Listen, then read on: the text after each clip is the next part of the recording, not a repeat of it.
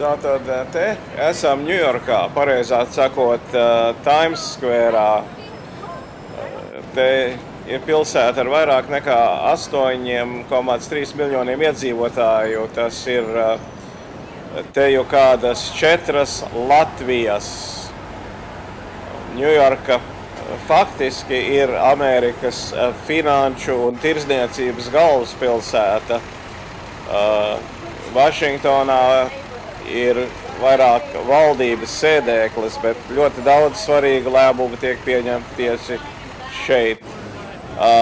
Protams, viss te ir komercializēts, arī pat Ņujorkas policija, kas neatšķirās daudz no mirgojošām dažādām zīmēm Times Square rajonā.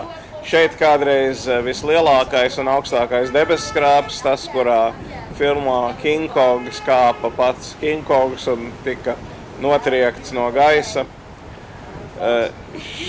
Šeit Ņujorkas galvenais pasts, milzīga varena ēka, kādu uzcēla pirms vairāk nekā 100 gadiem.